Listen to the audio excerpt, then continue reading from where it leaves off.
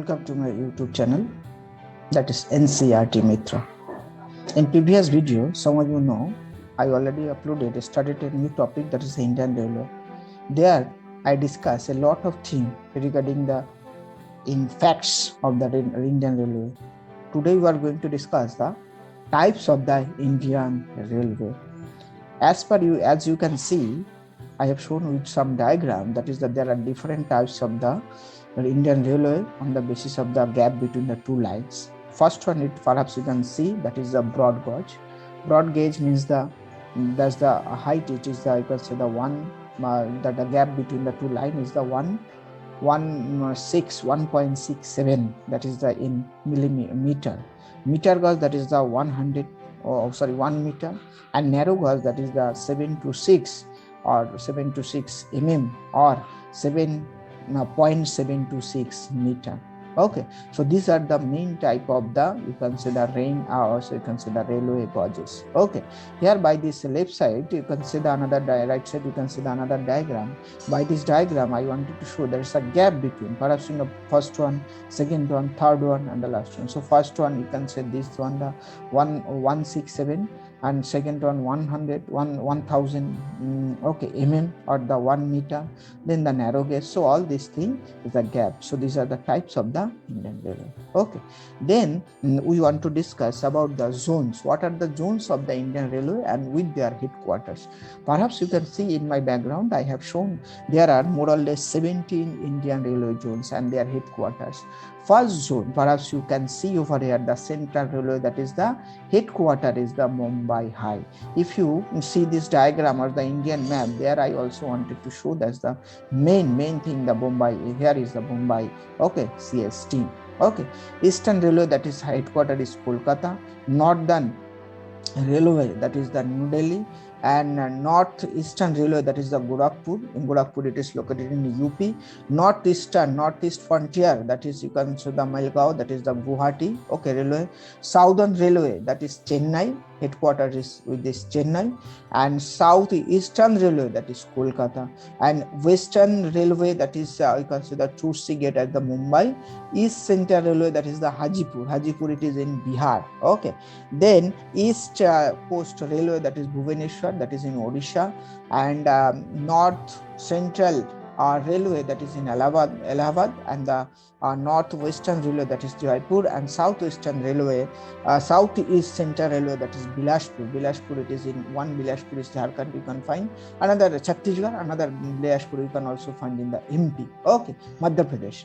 Then Southwestern Railway, that is the Hubli, one of the place. Okay, Southeastern, it is in southern states. And another thing that we have to understand that the last one, like the West Central Railway.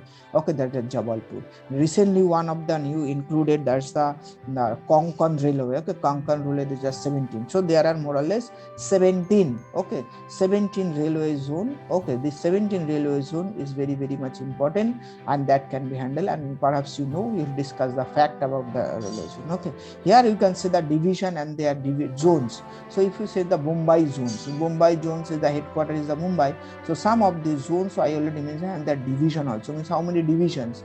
You can say the Mumbai, that is the Nagpur, Mumbai. Okay, Solapur, Pune. Okay, then Northeastern, so that's the Ambala, Firozpur. So in this way, if you see, pause the video, and after that you can see the what is the another division about the zone. So first on the zones, 17 zones, and zones are also divided different type of the division. Okay, so in this video again we are going to discuss another thing, that is the advantages of the rail transport. Okay, what are the advantages? In your book perhaps you can see a number of points has been added in there. Okay, number of points added in there. Okay, in your video, so in your books. So some of the main you can say the advantages and disadvantages we are going to discuss.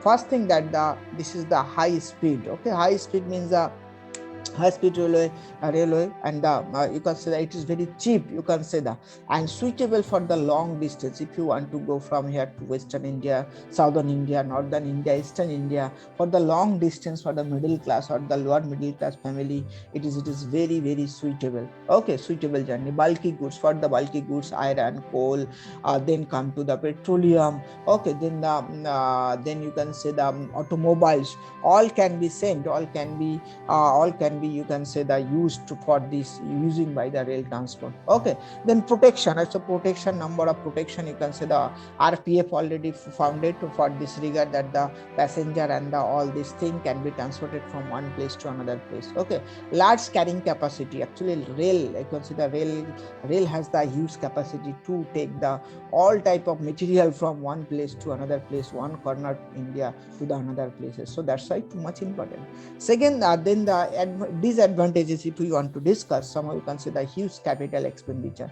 Actually, to spread out the railway, you need a huge amount of the railway, for the railway engine, for their maintenance, for their, you can say, the employees, you have to pay a lots of money. Okay, high overheads. Okay, somehow you can say the overheads, or the, you can say that the per capita expenditure is very high in this. Door to door service, no door to door service. Sometimes you can see the roadways is considered as the door to door service, but railway, there should be a connection from your home to the railway. There should be another connection with the, it may be the roadways, but it not a railway, never be considered as a door to door service. No competition. Okay, there is a no competition, only there is a, you can say that they if the another company was there, so that time they try to give up the more facilities to the another. So monopoly is going on by the government of India. So there should be, you can say that, not I am supporting the privatization, but I am telling that there should be a competition within them. Okay, different departments. Okay, means that zone wise there should be the you can say the competition, zone wise competition. There are 17 zones, so which zones are providing more and more facilities, which zones are you can say the providing more and more security. On the basis of this, price should be given, their promotion should be given. In this way, every zone try to develop their, you can say the their railway network. Okay, and that can improve the passenger, that can improve the our railway system. Okay, then come to the inflexible mode. Okay, sometimes it can be the inflexible, sometimes the delay. Okay, delay means the 5 hour, 10 hours. Okay, so this delay also is one of the problem. Okay, so this is for today. So you have to, so far we discussed some of the slides. You can say here, you can say the types of the railway. Okay, types of the railway or gauges we already discussed all the rail rail zones and their headquarters with their diagram. Okay, diagram, perhaps you can see in this left side, the diagram I have already given, the zones and their division and their advantages and disadvantages. Okay, so thank you for watching this video.